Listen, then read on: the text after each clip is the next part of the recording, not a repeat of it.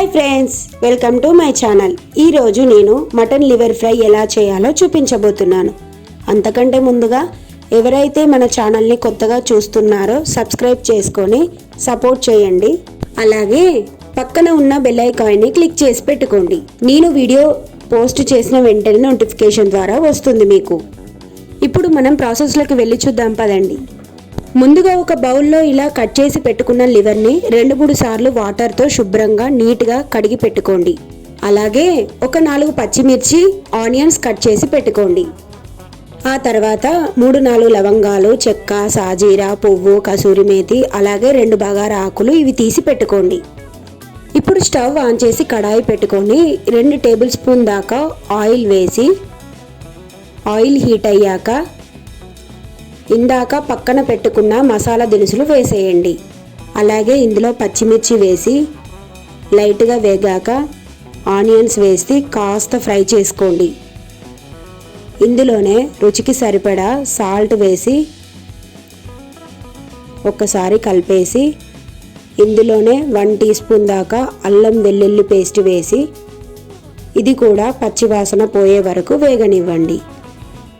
ఇంకా కాస్త కొత్తిమీర వేసి పసుపు వేసి కొద్దిగా ఫ్రై చేయండి.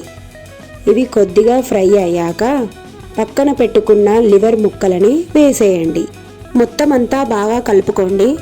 ఇలా కలిపిన తర్వాత ఒక 15 నిమిషాలు మీడియం ఫ్లేమ్లో పెట్టి ఉడికించుకున్నారంటే ముక్కల్లో నుంచి వాటర్ వస్తాయండి.